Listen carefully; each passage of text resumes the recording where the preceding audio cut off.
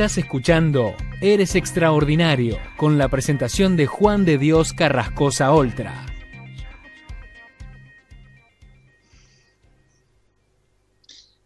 Muy buenos días, Argentina. Otra vez aquí. Parece que fue ayer cuando empezamos y vamos por el programa número 13 y toca recapitular. Hoy no va a haber un repaso, hoy va a haber un repaso de los 6 meses anteriores porque concluye el ciclo, la parte de tecnología de la vida, de cómo funciona todo este maravilloso juego al que llamamos vida, de cuáles son las reglas. Hoy concluye y va a empezar próximamente mecánica de la vida. ¿Cómo podemos utilizar todo esto que ya conocemos para generar un mayor bienestar en nuestra vida? ¿De acuerdo? Entonces vamos a empezar rápido. Siéntate, tómate un café conmigo tranquilamente. Esto va para ti, exclusivamente para ti. Entonces es muy sencillo. Voy a empezar. Siempre hay que tirar mano un poco de las creencias ancestrales, de las creencias antiguas. Todas coincidían en que el ser humano tiene algo especial que hace que genera cambios en el exterior, genera cambios a su alrededor. Tiene ese algo, ese aire, esa aura, ese don, en todas las culturas se llama de formas diferentes, pero se sabe que el ser humano tiene algo especial. Entonces, en las creencias ancestrales ya se hablaba del que el pensamiento cambiaba la vida. De hecho, en la tabla esmeralda, su primer principio, la tabla esmeralda es uno de los escritos más antiguos que existe. No se sabe quién lo escribió, se dice que fue Hermes Trismegisto, tampoco se sabe si este hombre fue un personaje o simplemente histórico o de leyenda, no se sabe, pero sí que tiene 7 principios curiosísimos. Os animo a que los leáis. Hay un libro que se llama El Kybalión, donde ahí aparecen los principios, y el primero, fijaros qué curioso, dice el todo, o sea, el creador, llámalo como quieras, asimílalo a tu creencia, pero ellos dicen, el todo es mente, el universo es mental. O sea, es toda una creación del pensamiento. Vuelve a coincidir otra vez esa creencia ancestral con aquellas creencias de otras culturas que decían que el ser humano tiene algo especial que genera cambios en el exterior. Entonces empezábamos por ahí. Existían ya mucha gente que lo había practicado, que lo había comprobado y que escribía frases. De hecho, hay frases muy curiosas, como un hombre piensa, así es su vida. Eso lo decía ese profeta, esa persona tan maravillosa que era Jesucristo. Otra persona maravillosa y también profeta hablaba de todo lo que somos es el resultado de lo que hemos pensado. Fíjate, todo lo que somos es el resultado de lo que hemos pensado. Lo decía Buda. Nuestra vida la hacen nuestros pensamientos. Marco Aurelio, un romano, hablaba ya de que la vida la hacen nuestros pensamientos. La creencia crea el hecho real. William James, los pensamientos gobiernan el mundo. Emerson, las ideas e imágenes de las mentes de los hombres son los poderes invisibles que constantemente los gobiernan. Jonathan Edwards, los pensamientos son las manos del alma que modelan la vida de las personas. Ángel Escudero Juan. Lo que tenemos hoy son los resultados de los pensamientos del pasado.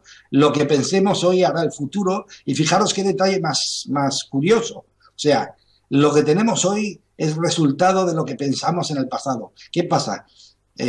Y esto lo comentaré mucho más adelante. Si no tenemos una ilusión que genera que nosotros estemos pensando siempre en el futuro, en lo que vamos a llegar, estamos viviendo en el pasado. Fíjate si es curioso. O sea, lo que tenemos hoy es el resultado de los pensamientos que pensamos en el pasado.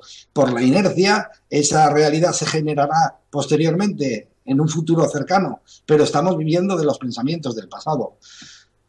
Cuando visualizas, materializas, la mente no puede distinguir si lo que sientes o lo que haces es real o solo es una ilusión. La mente no sabe diferenciar. Tú estás, por ejemplo, yo siempre he puesto el ejemplo del cine. Tú estás, por ejemplo, en un cine y de repente sientes miedo, siempre sientes alegría, sientes terror, sientes en fin, una explosión de felicidad. Y date cuenta, en el fondo es una película, nada es real, es todo ficticio, es todo, pero la mente no lo sabe distinguir. Si tú realmente te metes emocionalmente en algo, la mente no sabe distinguir si realmente eso es real o es una ilusión. Y esta particularidad es muy importante porque es una de las que podemos utilizar para generar un estado de bienestar, de mucho más bienestar del que tenemos en la actualidad. ¿De acuerdo? Hay algo muy importante, que es que todos montamos nuestra vida, y ya hablamos de ello. Yo voy a ser muy breve en todo esto. Luego podéis ver los capítulos anteriores en YouTube, e incluso este lo podéis repasar. No hace falta que estéis pendientes exactamente de lo que yo voy a decir, porque voy a hacer un repaso rapidísimo, pero que me va a ocupar todo el programa, por eso tengo que ir rápido. Entonces, las creencias, o sea, fijaros, un niño de los 0 a los 3 años no tiene sistema inconsciente de creencias. Me explico, no tiene ninguna valoración del mundo este actual. Entonces, ¿qué es lo que sucede? Está completamente abierto. Entonces, los padres, con su muy buena fe y todo su amor, le entregan lo que ellos conocen. No le pueden dar más porque no conocen más. O sea, no es una cuestión de echarle la culpa a nadie. Aquí es una cuestión de conocer. Conocer es saber, saber es aprender, aprender es comprender, y comprender la situación es liberarse de ella. Cuando uno comprende una situación se libera, ya no necesita verla más. ¿Me explico? El fundamento de este programa, de este ciclo Eres Extraordinario, precisamente es ese, es dar todos los conocimientos para que luego haya una cierta comprensión de todo ello y nos podamos ir liberando de cargas y traumas anteriores. ¿Me explico? Algo que desconocíamos, y por eso os lo comento, es que los padres con mucho cariño te dan todo lo que ellos han aprendido, todo lo que sabían. Pero daros cuenta, esto viene de bisabuelos a abuelos, de abuelos a padres, de padres a hijos, y todo es por tradición oral o por tradición de costumbres. Y siempre dentro de la costumbre o la tradición del grupo social al que pertenecemos. Por eso los hindúes piensan y tienen una forma de vida diferente que nosotros los europeos o vosotros los sudamericanos o americanos. ¿Pero por qué? Porque los grupos sociales son diferentes. Los conocimientos se han ido pasando por generación tras generación, y el niño está abierto. Su Superman y su Superwoman son su padre y su madre. Lo que ellos digan va a misa, lo que ellos digan es palabra de profeta. Entonces, ¿qué es lo que sucede? Ellos se lo tragan todo. Nosotros, cuando tuvimos 0 a 3 años, montamos todos nuestros principios, todos los cimientos sobre los que luego nosotros íbamos a montar nuestra propia vida, la tuya y la mía. ¿Me explico? Entonces, explico todo este procedimiento para que te des cuenta. Ellos nos entregan eso y nosotros, como no hay ningún sistema inconsciente de creencias, pues no tenemos nada que valorar, todo es perfecto. Pero claro, nunca se nos ha ocurrido contemplar la posibilidad de que algo no fuese cierto. La vida evoluciona muy rápido, la ciencia, sobre todo en este último siglo y medio, ha evolucionado rapidísimo, pero las educaciones, las costumbres, los principios de las familias se han ido pasando de padres a hijos casi hipertérritos, casi exactos. Entonces, ¿y si resulta que estamos montando nuestra vida sobre cimientos que no son ciertos? Claro.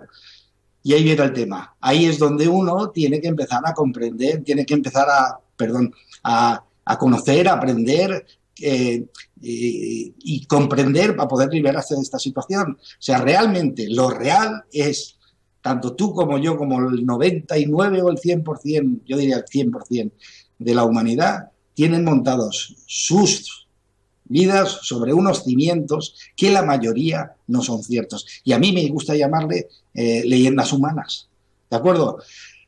La mayor, hay otra frase que le llaman a nivel sociológico, que es los paradigmas. Pero a mí me gusta más leyenda humana, algo que se cree que es cierto, pero no lo es. ¿De acuerdo? ¿Cómo se define rápidamente y fácil los paradigmas? Pues mira, hubo un experimento que se hicieron, lo he contado ya anteriormente, pero me gusta contarlo porque es muy gráfico. Hubo un experimento que hicieron con 5 monos, los metieron dentro de una sala, metieron una escalera y arriba de la escalera pusieron unos plátanos.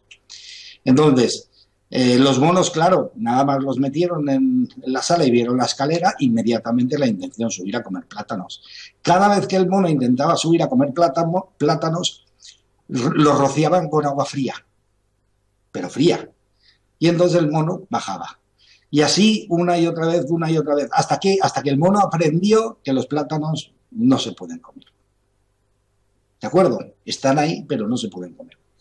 Sacaron un mono de la habitación y metieron uno nuevo. ¿Qué pasa? El nuevo no conocía la... Os lo vengo a decir para que os deis cuenta cómo se aprende de padres a hijos, de abuelos a padres, de padres a hijos, y al final nadie sabe de dónde viene el conocimiento, ni si es cierto o no, porque ya viene de muy atrás. ¿Me explico? Meten un mono dentro, el mono, lo lógico, ve los plátanos y corriendo. ¿Qué es lo que sucede? No solo que los rocían con agua, sino que los propios monos que estaban allí y que eran rociados con agua porque éste intentaba cogerlo, lo apalizaban, como diciéndole, no subas que nos mojan a todos. ¿Qué sucede? Así uno tras otro, y van cambiando los monos. Y siempre pasaba lo mismo, el mono nuevo que entraba, intentaba coger los plátanos y los otros lo apalizaban. Hasta que sacan el último mono que conocía el agua, el último mono que sabía que se había mojado, y metían otro. Pues seguían funcionando igual. Los monos apalizaban al que quería subir a la escalera a coger los plátanos, pero fíjate si es curioso. Nadie conocía el agua. Nadie sabía que se hacía porque el agua la chorreaban y entonces te molestaba. O sea, todas esas cosas que decimos, y todos lo hemos dicho alguna vez, o lo hemos vivido alguna vez. Ah, claro, pero esto es así porque es así. Siempre se ha hecho así. Huele a leyenda humana. ¿Me explico? Entonces, la mayor leyenda humana es el valor del ser humano. Esa es el mayor mito, el mayor paradigma, la mayor leyenda, el valor que tenemos. ¿Por qué? Porque realmente la ciencia está llegando a la conclusión de que nosotros somos máquinas perfectas. Somos seres extraordinarios metidos en máquinas perfectas para experimentar en este mundo. Te cuento. 10 elevado a 18, solo voy a dar este ejemplo para que os deis cuenta, ya lo he comentado en su capítulo. 10 elevado a 18 son 1 millón de billones. O sea, digámoslo así, 1 trillón. 1 trillón son las operaciones que realiza tu cuerpo o el mío en un segundo. Date cuenta. Tiene que haber una inteligencia, porque yo no estoy pendiente de esas operaciones. O sea, tiene que haber una inteligencia superior que esté ahí controlando eso. ¿Vale? Lo dejamos ahí. Pero sobre todo, para hacer esas funciones en un segundo, somos una máquina perfecta, sin descoordinación. ¿Me explico? Entonces, eso es lo que piensa la ciencia. Ahora, somos seres extraordinarios en máquinas perfectas. Bueno, ¿cómo se puede, siendo eso, llegar a pensar lo que ahora pensamos? ¿Cómo se ha llegado desde ahí hasta ahora, hasta lo de hoy, hasta lo que todo el mundo creemos que es el valor de nosotros mismos? ¿Cómo puede haber sido eso? Pues fijaros, la pregunta más importante que de alguna forma ya te da una idea de que somos algo más que lo que ves en el espejo es, ¿hay vida después de la vida? Y antes. Y ese tema lo hemos tratado mucho. Realmente existe algo más de lo que es el cuerpo, y eso se ve con las experiencias cercanas a la muerte, o los cuidados paliativos, o las experiencias en lecho de muerte, las reencarnaciones, las terapias regresivas, etcétera, etcétera. ¿Qué es lo que sucede? Pues hay personas que se mueren, tienen una vivencia, una experiencia, y luego cuando llegan a un punto de entrar en el cielo, en el paraíso, en la nueva vida, etcétera, etcétera, les dicen que no es su momento y tienen que regresar. Y ellos vienen contando eso. De esto hay ya 25 millones de experiencias. O sea, él se siente completamente dual, siente que deja su vehículo aquí en la Tierra, pero que su esencia, lo que él siente que es él, se va y deja el coche. Fijaros, algo rápido para que se entienda un poco. ¿Habéis visto la película Avatar? Pues es eso. O sea, nosotros tenemos un vehículo para experimentar en este maravilloso mundo que es la vida. Y luego cuando se acaba el periodo de experimentar, dejas el vehículo y te vas. Como el que lleva el coche, el carro, vosotros decís carro, al desguace y va por otro porque ese quedó viejo. ¿De acuerdo? O acabó el ciclo de funcionamiento de él. Entonces, Lo que sí que coincide con todas estas experiencias es que se ha descubierto que tenemos una habilidad. Fijaros, ya una cosa más que tenemos, que es la capacidad de expandir la conciencia. O sea, nosotros tenemos la capacidad de conectar con algo que está ahí en el espacio, le llaman el archivo acásico, etcétera, etcétera. Ya hablaremos después porque es muy sencillo. O sea, Lavoisier ya habló que la energía ni se crea ni se destruye, simplemente se transforma. Entonces, si los pensamientos, que os comento que ya hablaremos luego, si los pensamientos son energía, ¿dónde están todos los pensamientos? Si no se destruyen, y si no simplemente se han transformado, ¿dónde están? Porque es energía. Entonces, ¿qué es lo que sucede? Parece ser que cuando expandes la conciencia consigues conectar con ese tipo de energías y ahí está toda la sabiduría del universo, exactamente toda, la que hubo, la que ha habido y yo no sé si la que habrá, pero bueno, ahí está toda. ¿Qué es lo que sucede? Pues que hay personas que lo pueden hacer a voluntad, pueden expandir la conciencia a voluntad, pero la capacidad de expandir la conciencia es una habilidad de todo ser humano, ¿vale? Y esto quiero que sea un punto que quede muy, muy claro. O sea, si presentases varios seres humanos en una radiografía, no sabrías distinguir quién es el político, quién es el médico, quién es el blanco, quién es el negro, quién es el musulmán, quién es el católico, quién es, etcétera, etcétera, quién es el hombre, quién es la mujer. No sabrías distinguir nada. Pues para ese ser humano, para ese, es el que tiene la capacidad de expandir la conciencia. O sea, todos los seres humanos. Lo que pasa es que no lo practicamos y entonces pues no lo tenemos útil, no lo usamos, no lo practicamos, no se usa, ¿de acuerdo? Pero todos tenemos la capacidad. De hecho, la gente cuando se va a morir expande la conciencia. No habréis oído nunca ese comentario de que, mira, ha visto a su padre, ha visto a su madre, si murió hace no sé cuánto tiempo. Pero es verdad, los ven. ¿Por qué? Porque digamos que este universo está diseñado, nosotros, fíjate que podíamos pensar, los muertos viven dentro de nuestro mundo. No, nosotros vivimos dentro de su mundo. O sea, la minoría son los seres que tenemos la posibilidad de tener un cuerpo para experimentar y estamos dentro de un universo de seres espirituales sin cuerpo. ¿Me explico? Dicho de otra manera, si tú expandes la conciencia, conectas con ese tipo de energías y conectas con ellos, claro. Entonces, los mediums, por ejemplo, que es lo que te he comentado, expanden la conciencia a voluntad y conectan con ellos y te pueden traer mensajes de ellos. Es así de simple. No hay por qué asustarse si es algo simple. Tienes, eso da explicación a las percepciones extrasensorial, a la intuición, a la telepatía, etcétera, etcétera, etcétera. Personas que se conectan con ese espacio. Por ejemplo, le llamaban el profeta durmiente, no me acuerdo el nombre ahora, pero uno de los grandes profetas de la época, americano, él conectaba con ese espacio. Le llamaban el profeta durmiente porque lo hacía en sesiones durmiéndose, cerrando los ojos y relajándose, conectaba, expandía la conciencia y traía mensajes de todo tipo, mensajes de sanación, recetas médicas, etcétera, etcétera, etcétera, etcétera. O sea, eso da explicación a todo eso. Ahora, el estado de la conciencia expandida es un don, es una habilidad que tenemos todos y que si la practicásemos nos pasaría como a los medios. Poco a poco iríamos teniendo percepciones mucho mayores.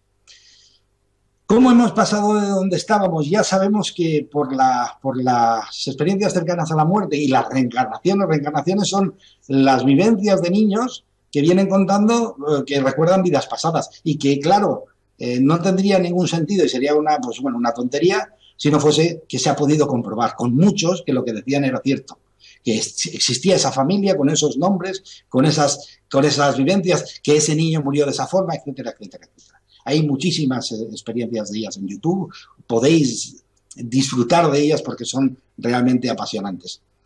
Entonces, ¿cómo hemos pasado de ser seres con un espíritu extraordinarios, con máquinas perfectas, disfrutando de máquinas perfectas para experimentar a lo que creemos hoy que no somos nada? ¿De acuerdo? Pues vamos a hacer un poquito de historia, ya la hice en su momento.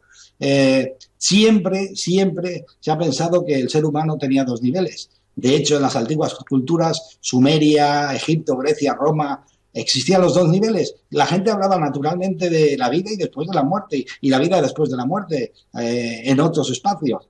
Entonces, en nuestro caso, el cristianismo y su evolución, con sus acuerdos de los primeros concilios de Nicea en el 325 y de Constantinopla en el 381, ahí se arrincona un poco la reencarnación. Solo se habla de la muerte, ahí se dan unas pautas. Los otros libros que no se quiere que se utilicen les llaman evangelios apócrifos o lecturas o textos apócrifos, y entonces solo se quedan los textos que realmente querían cuando se unifica la religión católica y se autoriza por el emperador Constantino. Entonces ahí empieza a perfilarse un cristianismo moderno, entre comillas, moderno, y entonces para evitar de alguna manera que eso se torciese, se embruteciese, no fuese puro lo que se había decidido, pues se crea la Santa Inquisición. ¿Qué es lo que sucede? La Santa Inquisición se preocupaba, en teoría, de que lo que se había acordado permaneciese puro y el cristianismo fuese algo puro conforme se había acordado, claro.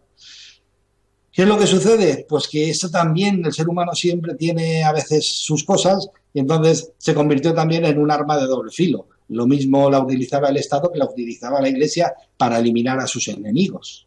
Así de simple. Entonces, tanto apretaron que empezaron a castigar a científicos que sacaban demostraciones, conceptos que no estaban en línea con los que la Iglesia creía, efectivamente.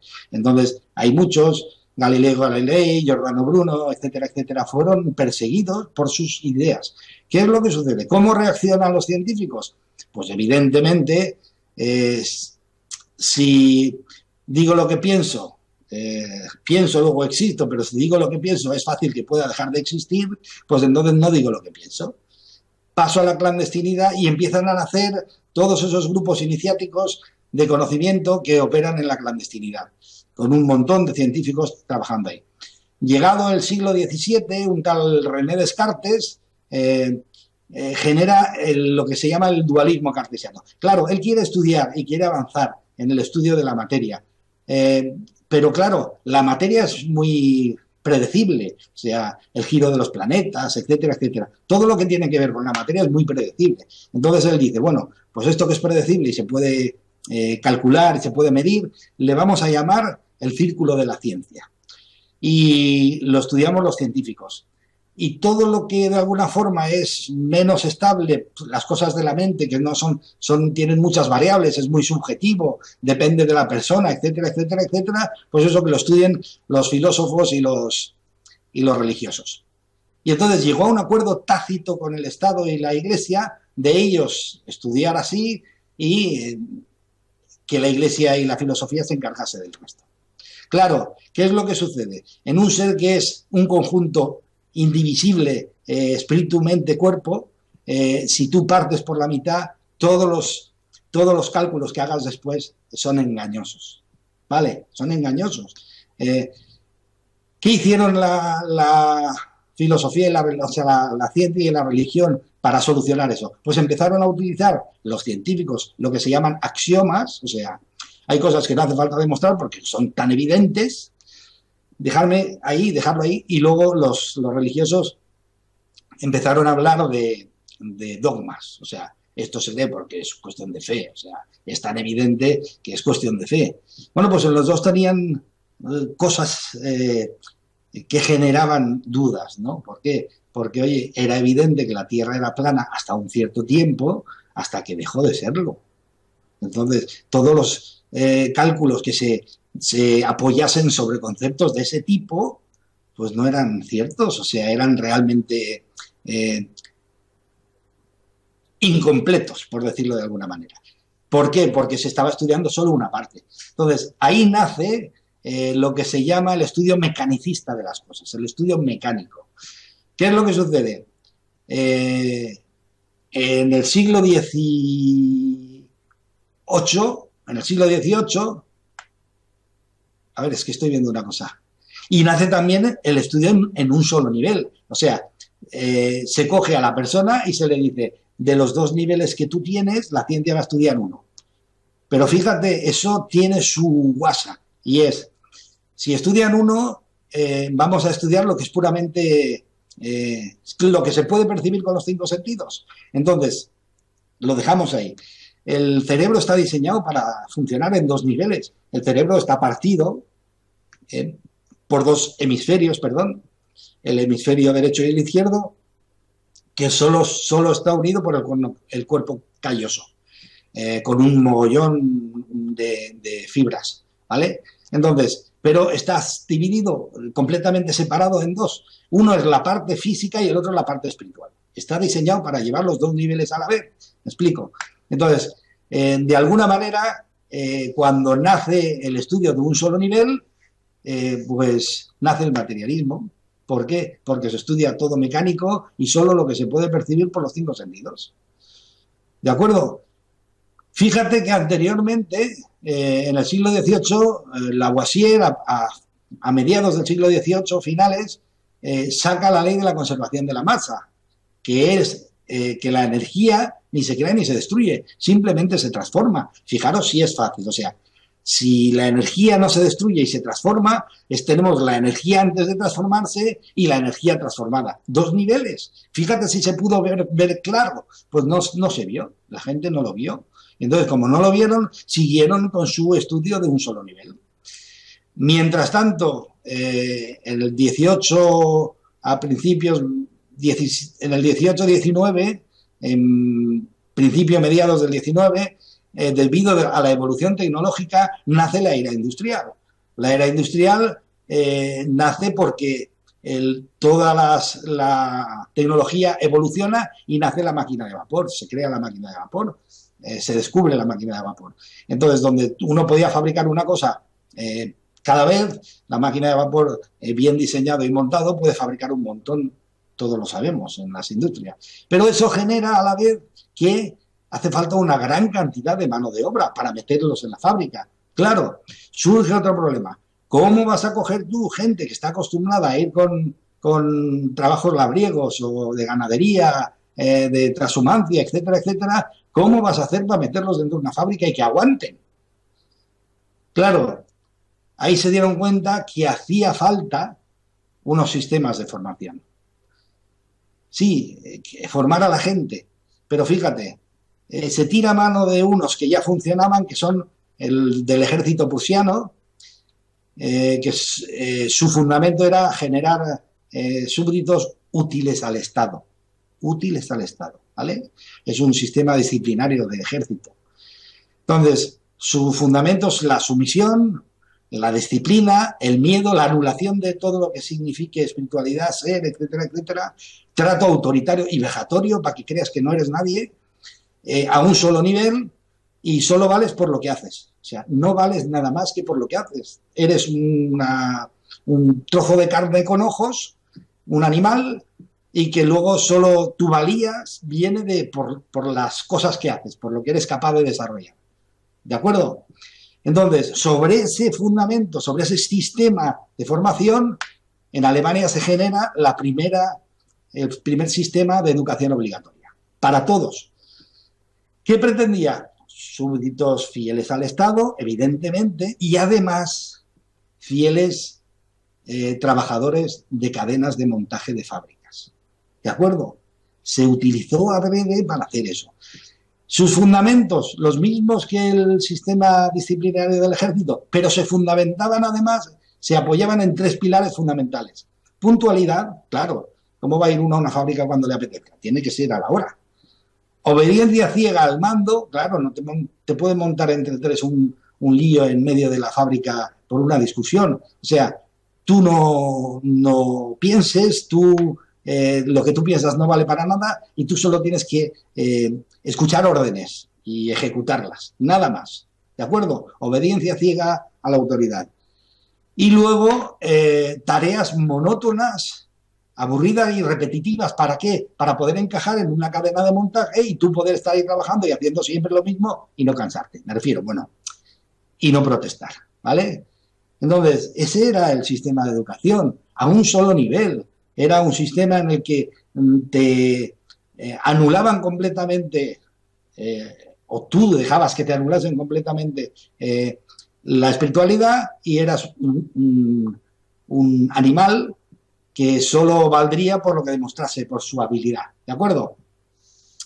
Entonces, el siglo XIX, Newton genera con los principios de Descartes del estudio mecanicista, encajan perfectamente los estudios de velocidad, de aceleración, de gravedad, etcétera, etcétera, y saca todas las fórmulas, las ecuaciones de Newton, que encajaban perfectamente, y eso refuerza que la gente piense que es perfecto. O sea, la física coge prestigio y realmente la mayoría de las personas siguen los principios de la física porque está demostrado por Newton que eso era así y funcionaba. Era clavado, exacto. Entonces, luego, a finales del 19, Darwin con su teoría de la evolución, eso ya lo remata todo, lo recalca todo, lo refuerza todo y crea como un retrato social. Darwin, ¿qué dice? Pues que en realidad estamos en un mundo de competitividad, de mucha competencia, como él pensaba que era la evolución animal, en el que hay seres privilegiados que han recibido mayores beneficios de la naturaleza y tienen más derechos que otros. Ya empieza la dicotomía social, la separación de razas, de colores, etcétera, etcétera, porque se crea un retrato social. Eso se daba como perfectamente hecho, como sí, y toda la gente se miraba en ese espejo. Entonces, ¿qué es lo que sucede? Además de todo ello, Darwin dice que esto es un campo en el que hay que luchar por la vida. Y así nos va. Seguimos luchando y peleando y con guerras por la vida, por algo que realmente tenemos todos en nuestro interior y que lo buscamos fuera erróneamente, que es el poder de cambiar el mundo. ¿Me explico? Entonces, con ese retrato, pues empieza un mundo autómata, separado entre sí, competitivo, donde nada afecta a nada, entre comillas. O sea, se pensaba que lo que haces en un sitio en el mundo no afecta a otro en el otro lado, con seres privilegiados, como ya he comentado, unos sobre otros, y siempre con la lucha por la vida, ¿vale? Pero luego llega un buen hombre, llega el psiquiatra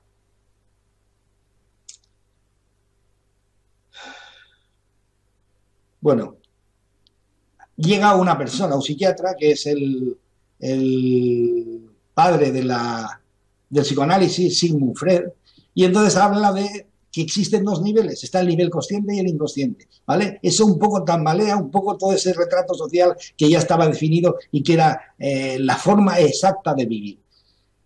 Pero luego llega un buen señor, un matemático, y en el siglo XX Einstein revoluciona y hace tambalear todo. ¿Por qué? Porque habla de la teoría de la relatividad. ¿Y eso cómo afecta eso al retrato social que había? Pues afecta muchísimo, porque Einstein dice que la relación entre la energía y la materia existe, y existen como uno. Son dos niveles trabajando en con un solo objetivo. Entonces, si no existe energía, no existe materia. Y si existe la materia, es porque hay una energía. ¿Me explico? Entonces, eso ya lo comenté. Si tú le das la vuelta a la fórmula de Einstein y despejas la masa es igual a una energía partido por una velocidad al cuadrado. Los científicos saben que una energía partido por una energía en movimiento, que es partido por velocidad al cuadrado, una energía que se mueve, eso se llama vibración. Entonces, si le das la vuelta a la fórmula, si te das cuenta, masa igual a vibración. O sea, que para que existiese o que exista una masa, tiene que haber una vibración detrás que la mantenga, porque si no, no existiría la masa. Oye, claro, toda la sociedad, todos los conceptos sociales a ese nivel se tambalean. ¿Por qué? Porque estábamos siendo y estamos siendo educados, que es lo más asombroso. Seguimos siendo educados a un solo nivel. ¿Por qué? Porque la inercia social hasta que esto cambie es muy grande. La sociedad cambia muy lenta. Ya saben la mayoría de científicos que somos seres de dos niveles, ya saben la mayoría de científicos que existen dos niveles en la sociedad, en el mundo, en la materia, y que hay que estudiarlo en conjunto porque si no se generan muchos errores. Y entonces, pero se sigue educando a la sociedad en un solo nivel. ¿De acuerdo? Esto de la vibración en el siglo XVIII ya lo había descubierto Ernest Chanley, que es el padre de la acústica. Él en unos experimentos que hizo con una varilla de violín, se dio cuenta que frotando la varilla de violín, si le tirabas, le dejabas tierra sobre la plataforma metálica y con la varilla de violín la hacías vibrar, generaba formas. O sea, él descubrió que la vibración crea formas y que si dejabas de vibrar, la forma desaparecía. Eso ya lo descubrió Frank Gehry. Tampoco, o sea, Ernest Chanley, tampoco se tuvo en cuenta en aquel momento. Él ya estaba hablando de dos energías, o sea, dos niveles diferentes. El nivel de la vibración de la varilla del violín y el nivel de la masa de la creación del dibujo, que era la Tierra. Tampoco se vio en aquel momento.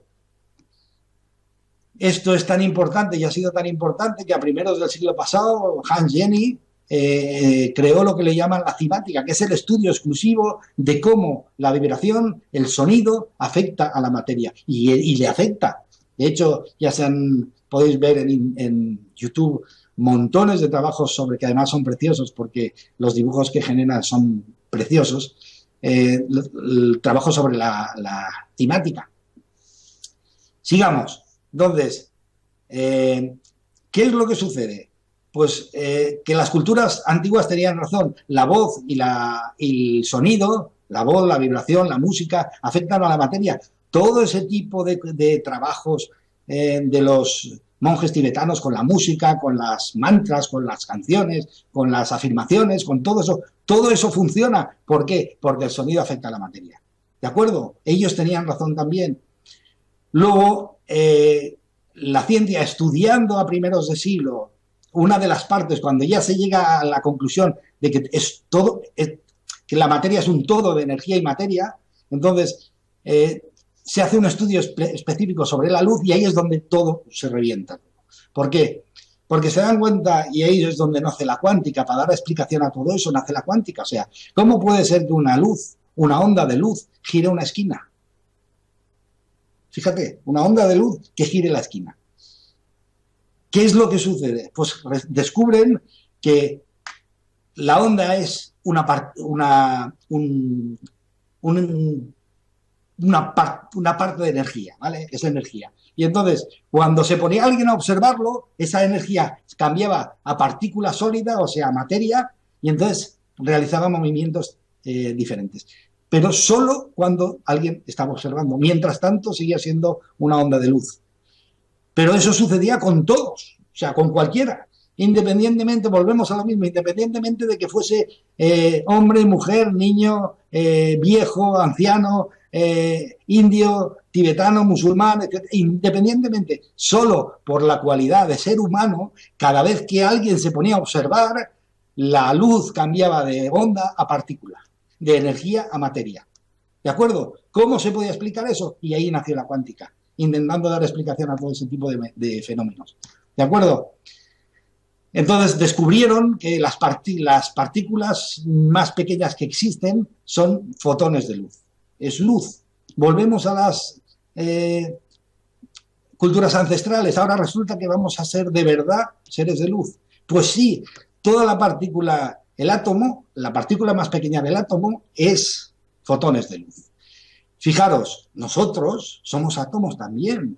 O sea, nosotros si empezamos a desgranar cómo estamos formados, al final somos átomos y al final somos partículas de luz. Y si mirases el universo junto con nosotros por el medio, no habría diferencia. Pasaría como la Vía Láctea. Habrían zonas donde habría mucha luz junta y habría zonas donde habrían más claridades, más oscuridad, menos partículas de luz. Pero somos partículas de luz, fotones. Entonces, se dieron cuenta que el tema es que cuando alguien se pone a observar, generaba que la partícula de luz variase, que la onda se convirtiese en una partícula de luz, que la energía se convirtiese en algo sólido. ¿De acuerdo? Entonces, a mitad del siglo XX, Rupert Sheldrake descubre que hay una inteligencia superior. Él le llama campo de morfogenética, con unos estudios con animales, con monos, se da cuenta que hay un campo alrededor nuestro, que estamos nosotros inmersos dentro de él, somos parte de él, somos todos fotones de luz, y es un campo inteligente.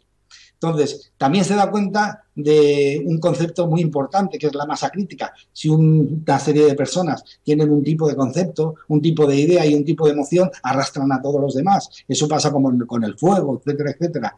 Se le llama masa crítica a ese punto en el que ya no hay marcha atrás. Tienes un incendio y llega un punto en el que ya no tienes marcha atrás porque el fuego ya corre solo, y a eso se le llama la masa crítica, el punto necesario para que eso corra solo. Y hay experimentos buenísimos con la meditación. Os comento.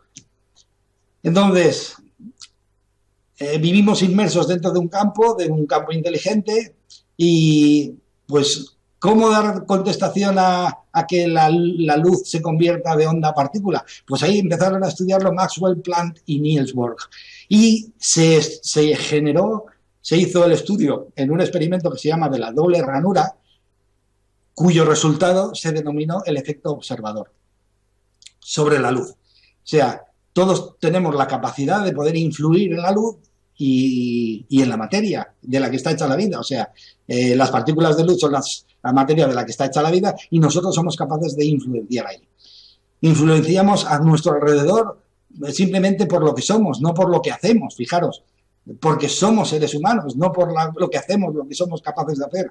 Entonces, ¿de qué forma lo hacemos? ¿Cómo influimos en el entorno? Es una gran pregunta. La ciencia intentó contestarla. Yo os he hablado de ello. Glenn Ray, en un experimento sobre las emociones, se dio cuenta que las emociones varían el ADN. Peter Gariev, el ADN humano.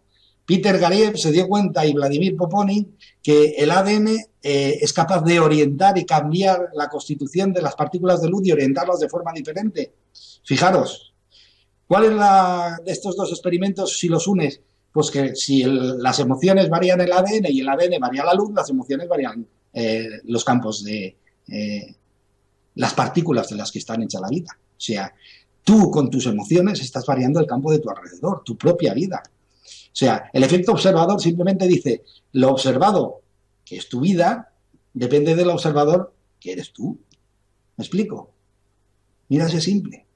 Y ahí sigue la cuántica, trabajando y estudiando en ello. Eso es lo que se le llama hoy en día la nueva ciencia. Hay científicos que no han querido entrar ahí, siguen con su ciencia tradicional, pero hay una nueva ciencia que está estudiando al ser humano y todo en la naturaleza como espíritu y materia, como energía y materia. Así que con todo esto te das cuenta que de alguna forma el amor, la energía esa emocional del amor es el guía, es por donde tenemos que centrarnos, porque es la energía más saludable. La mente tuya con tus pensamientos genera las emociones, es la que construye, y lo físico es solo el resultado. Es solo el resultado. O sea, el mundo físico solo es un efecto de tu mente, de tu pensamiento, ¿de acuerdo?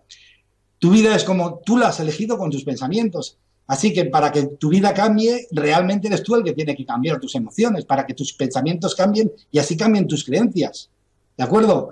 Me dicen que podemos empezar con preguntas, pero quiero hacer dos cositas para acabar, ¿vale?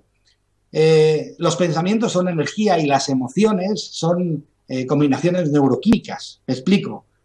Los pensamientos son pura energía, pero cuando entra un pensamiento en el cerebro genera una combinación neuroquímica que la inyecta en la sangre, en el torrente sanguíneo. Y esa sensación que nos produce esa inyección neuroquímica es lo que denominamos emoción. O sea, los pensamientos es una energía que generan ciertas combinaciones neuroquímicas a las que nosotros identificamos como emoción. Y es esa emoción la que genera los cambios en el exterior. ¿Por qué? Porque el órgano más importante, el más grande que genera, que es el dueño de las emociones, es el corazón. Se han hecho estudios sobre neurocardiología y se ha descubierto que el corazón tiene el 75% de sus células son neuronas. O sea, ¿qué quiere decir? Porque hay un cerebro en el corazón. Y fíjate, se ha descubierto también por puro estudio que hay personas que están clínicamente muertas, o sea, cerebralmente planas y el corazón sigue funcionando. Bueno, vamos a ver, si el cerebro no está, ¿cómo puede ser que el corazón esté funcionando? Y es donde se ha empezado a hacer estudios muy serios y se han dado cuenta que el corazón es el que controla todo. Todas esas reacciones neuroquímicas que se producen están coordinadas y ordenadas por las hormonas del corazón, que es el primer órgano hormonal del cuerpo. ¿De acuerdo? Entonces, fijaros, todo esto viene a decir que en realidad tú con tus emociones generas los cambios en tu vida. O sea, si tú cerrases ahora mismo los ojos y yo te dijese, intenta visualizar un lápiz. ¿A que serías capaz de verlo? Muy fácil. O visualiza tu cocina, o visualiza tu coche, o visualiza la cara de un amigo. ¿Lo harías enseguida? Que sí, perfecto. Vale, pues tú eres el dueño de tus pensamientos y los puedes cambiar. Si cambias los pensamientos, que es energía, generas combinaciones neuroquímicas diferentes que son la emoción. Y con la emoción cambiada, generas cambios en tu exterior. Siento decirte una cosa. Eres un genio y eres capaz de hacer de tu vida lo que quieras, y lo que siento decirte es que eres el único responsable de tu propia realidad. No le puedes tirar la culpa a nadie. Son tus emociones las que generan tu cambio. Si tú siempre estás malhumorado, siempre estás mal, esa emoción es la que te traerás en el futuro. No quiere decir que la situación sea la misma o que vas a traer el mismo tipo de situación a tu vida. No, vas a traer la misma emoción, que puede ser producida por situaciones completamente diferentes. ¿Me explico? No os volváis loco con la cabeza, solo traer la emoción, ese sentimiento que tienes, el de frustración, el de alegría, el de tristeza, el de todo eso es lo que genera los cambios y como un imán atrae lo mismo en el futuro. ¿De acuerdo? Todo eso es lo que nos está viendo, todo ese tipo de principios y de descubrimientos científicos que hacían que sepamos cómo esto más o menos funciona. ¿De acuerdo? Eso es lo que yo le denominé tecnología de la vida. Ahora, ¿cómo vamos a usar todos esos principios que ya hemos descubierto? La conciencia expandida, la masa crítica, la influencia en el exterior de nuestro ADN, de nuestras emociones. ¿Cómo lo vamos a utilizar para producirnos una mejor vida, un mayor bienestar en nuestra vida? Eso es lo que yo denomino mecánica de la vida, que va a empezar a partir del próximo programa. ¿De acuerdo? Quería haber dicho más cosas, pero yo creo que lo más importante está dicho y creo que es hora de contestar preguntas vuestras. Entonces voy a conectarme con Holística, que para que salga mejor imagen, lo que hago es que estoy desconectado, porque si no, luego de aquí a allá es fácil que la imagen del vídeo no saliese muy bien. Entonces me desconecto de Holística y así luego a última hora me conecto para poder contestar vuestras preguntas. Ya estoy en ello. Aquí hay una cosa que es la voz, que si no salta y pega un leñazo espectacular.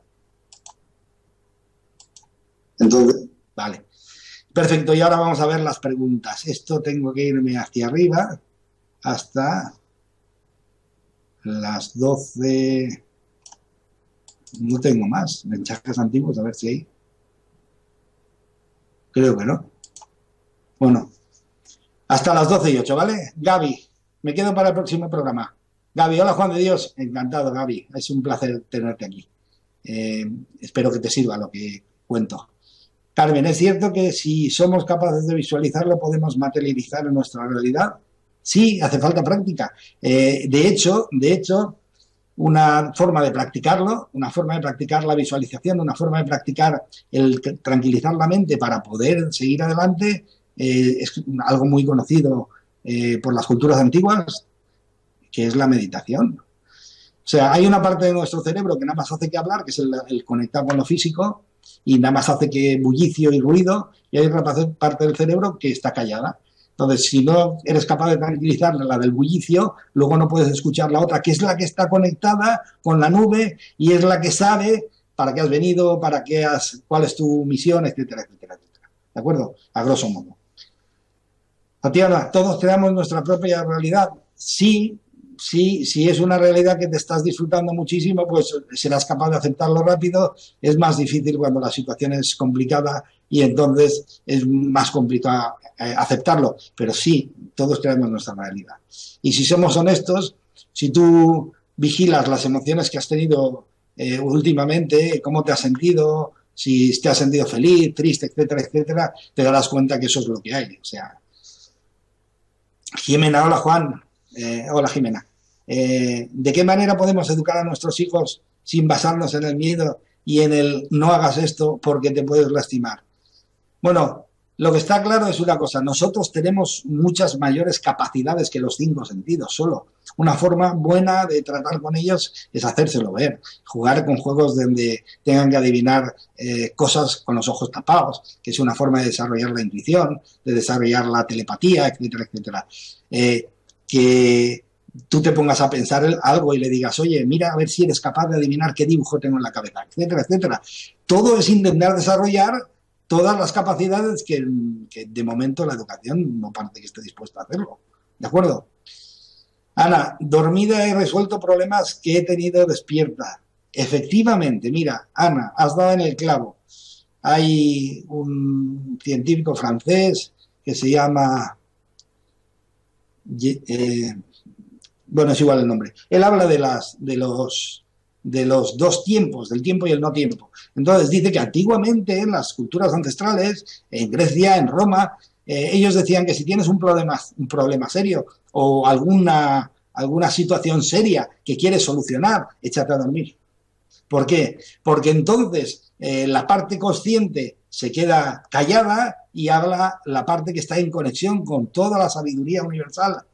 Trae esa sabiduría hacia ti en ese punto en concreto para solucionar el problema o el tema y luego cuando te despiertas se la da al consciente para que él la solucione. ¿Me explico? El método de sueño de Da Vinci lo hacía dormir muy poco. Efectivamente, pero ya te digo, es que Jean-Pierre Garnier Mallet, yo siempre me acuerdo después, pero bueno, cuando quiero acordarme, pues este es el científico francés. Él dice que vivimos en 2 tiempos a la vez, en el tiempo y en el no tiempo. Lo que pasa es que la cultura occidental, educada a un solo nivel, no existe la parte inmaterial, la parte trascendente, no existe la parte espiritual. Entonces, el sueño, ahí detrás no hay nada. Entonces, tú te acuestas a dormir y como si te hubieses muerto. Y no es así. O sea, nosotros lo que sucede es que tenemos otro tipo de vida diferente y que cuando volvemos al cuerpo, porque todo el mundo, y eso está demostrado, todo el mundo cuando se duerme deja el vehículo aparcado y se sube a su casa. ¿Me explico? O te subes el carro a casa. ¿A que no? Pues en lo físico es un resultado de lo mental, es solo el reflejo y está para que nosotros aprendamos. Pues lo sacamos fuera en lo físico para saberlo de verdad. ¿Y qué es lo que tenemos que saber? Pues que con el cuerpo pasa exactamente igual. El espíritu deja el cuerpo descansando y recargándose, pero él sigue su trabajo de aprendizaje, de educación, etcétera, etcétera. Entonces, Ana tiene muchísima razón. Cuando tengas un problema serio, vete a dormir con la confianza de que hay una inteligencia superior que te dará la solución y que cuando despiertes la tendrás. Solo te pide eso. O sea, esto es como el genio de Aladino. ¿Te imaginas a Aladino pidiéndole al genio un deseo y encima pensando que no me lo va a conseguir?